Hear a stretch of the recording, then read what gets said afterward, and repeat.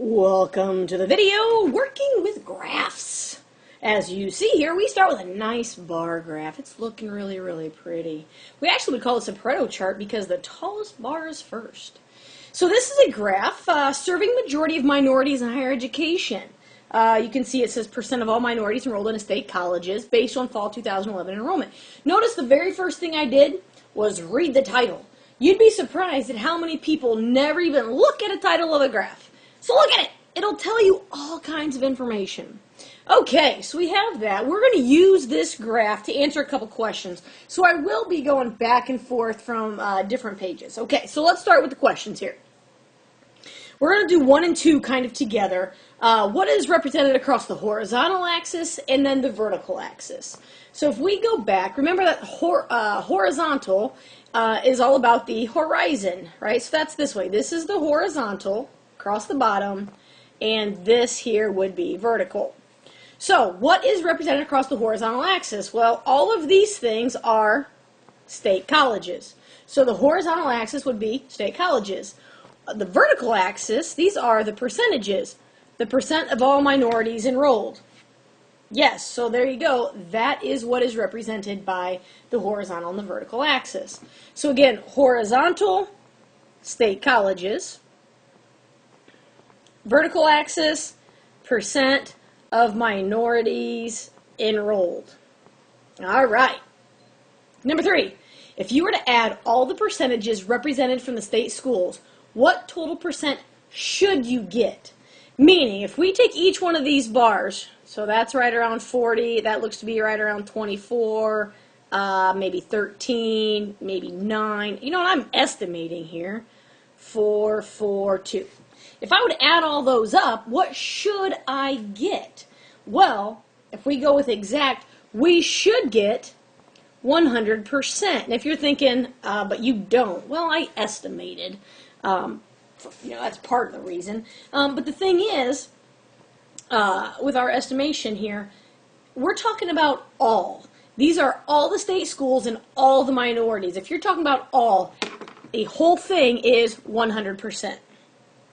So, number 4, what conclusions can we draw from the graph? And then number 5, we'll talk about these kind of at the same time.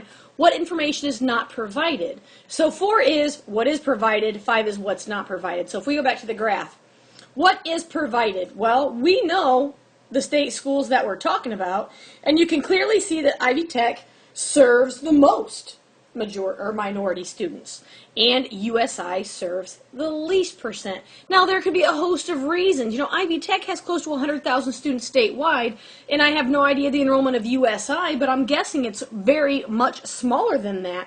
And if you serve a smaller population, you're going to have a smaller percent of all the minorities, right? That just makes sense logically. So there's a whole lot of reasons of why that could be true. Now, what do we not know? Well, we are given percents, right? 5, 10, 15, 20, but we are not given any concrete numbers. How many minorities are each of these institutions actually serving, right? We don't know. We only have a percentage of all minorities. So we know that Ivy Tech serves 40% of the minorities, but how many is that?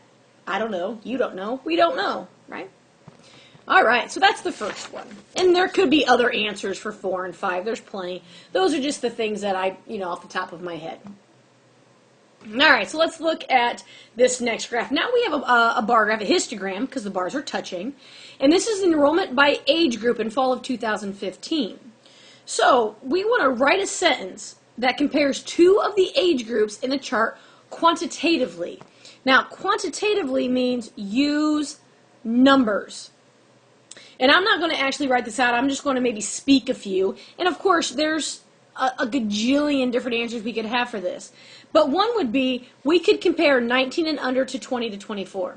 And I could say the age group of 19 and younger has 6,934 more than the age group of 20 to 24 in terms of enrollment, right? Because when I subtract these two numbers, there is a difference of 6,934. So I can talk about that comparison.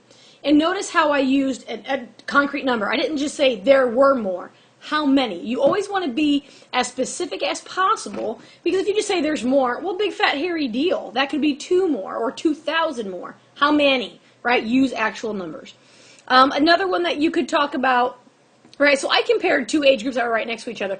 You could also talk about 19 and under compared to 65 and older, right? 19 and younger have 649 more than the 65 and older. Or you could go the other way and say 65 and older has 33,649 less than the 19 and under, right? So you could go either way depending on who you're talking about, right? But the key is to quantify. Use numbers for your answer. And the last one, we're going to do a little pie graph here. If you are given a pie chart, this whole circle has to be 100%. So if we added all these up, it has to be 100% in order for it to actually be a pie chart. So again, thinking about a question that compares two of the ethnicity categories quantitatively. Again, quantitatively simply means use numbers. So if we're going to compare, well, let's compare whites to blacks. 50% to 8%. Whites are more by 42%. Right? That is a comparison. Or we could say Hispanics are one less than blacks in terms of percentage of enrollment. Right? So you can use any of these. You just want to make sure you are using numbers. Quantitatively means use numbers. And a general rule of thumb, you want to be as specific as possible, and using actual numbers is crucial to being specific.